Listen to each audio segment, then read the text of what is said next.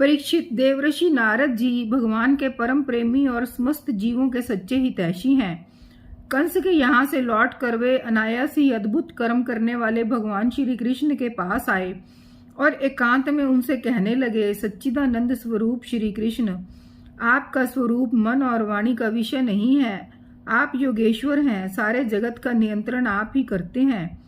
आप सबके हृदय में निवास करते हैं और सब के सब आपके हृदय में निवास करते हैं। आप भक्तों के एकमात्र वांछनीय यदुवंश शिरोमणि और हमारे स्वामी हैं। जैसे एक ही अग्नि सभी लकड़ियों में व्याप्त रहती है, वैसे एक ही आप समस्त प्राणियों के आत्मा हैं।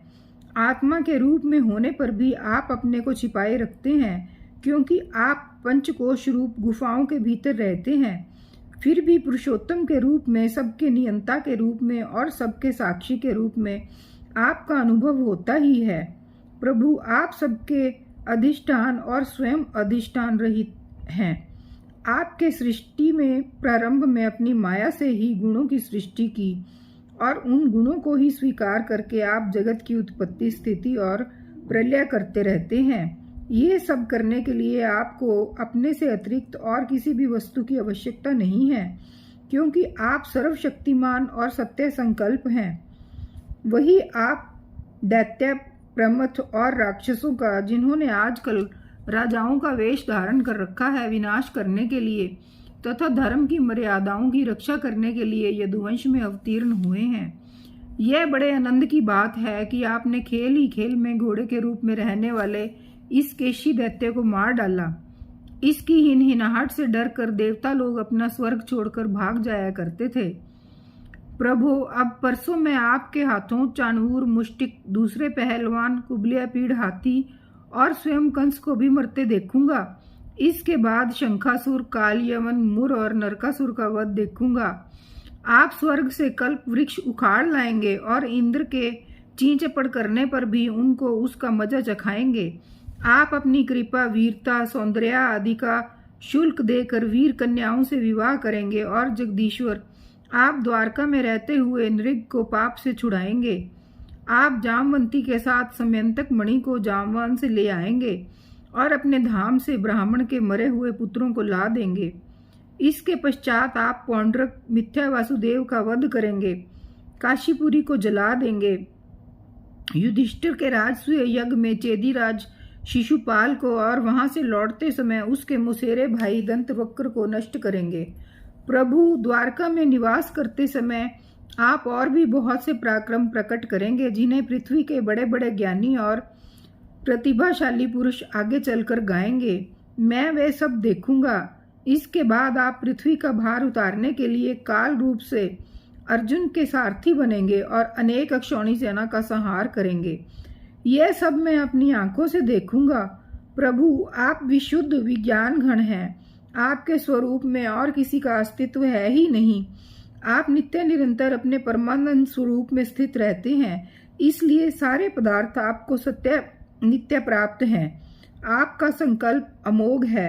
आपकी चिन्मय शक्ति के सामने माया और माया से होने वाला ये त्रिगुणमय संसार चक्र नित्य निर्वृत्ति है, कभी हुआ ही नहीं। ऐसे आप अखंड एक रस सच्चिदानंद स्वरूप निरतिशय ऐश्वर्य संपन्न भगवान की मैं शरण ग्रहण करता हूँ। आप सबके अंतर्यामी और नियंता हैं, अपने आप में स्थित परम स्वतंत्र हैं।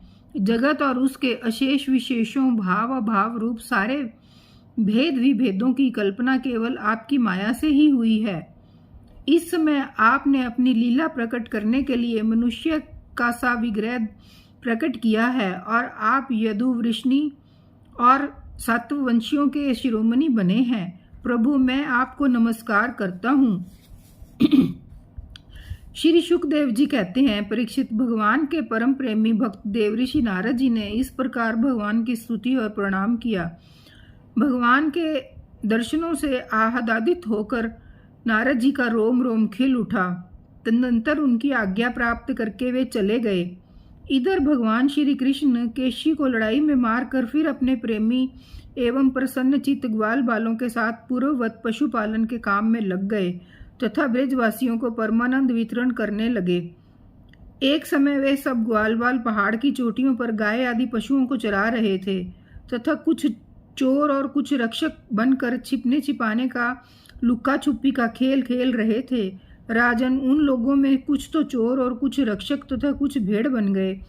इस प्रकार वे निर्भय होकर खेल में रम गए थे। उसी समय ग्वाल का भेष धारण करके व्योमासुर वहां आया। वह मायावियों के आचार्य मयासुर का पुत्र था और स्वयं भी बड़ा मायावी था। वह खेल में बहुधा चोर ही बनता और भेड़ बने हुए बहुत से बालकों को चुरा कर छिपाता।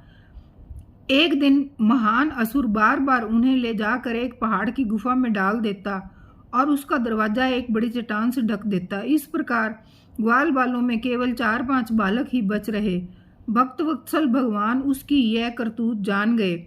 जिस समय वह ग्वाल वालों को लिए जा रहा था उसी समय उन्होंने जैसे सिंह भेड़िए को दबोच ले उसी प्रकार उसे घेर दबाया। व्योमासुर बड़ा बली था। उसने पहाड़ के समान अपना असली रूप प्रकट कर दिया और चाहा कि अपने को छुड़ा लूं, परंतु भगवान ने उसको इस प्रकार अपने शिकंजे में फांस लिया था कि वह अपने को छुड़ा ना सका। तब भगवान श्री कृष्ण ने अपने दोनों हाथों से जकड़कर उसे भूमि पर गिरा दिया और पशु की भांति गला घोंटकर मार डाला। देवता लोग विमानों पर चढ़कर उनकी यह लीला देख रहे थे। अब भगवान श्री कृष्ण ने गुफा के द्वार पर लगे हुए चट्टान के पिहान तोड़ डाले और ग्वाल वालों को उस संकटपूर्ण स्थान से निकाल लिया। बड़े बड़े देवता और ग्वाल वाल उनकी स्तुति करने लगे और भगवान श्री कृष्ण ब्रज में चले आए।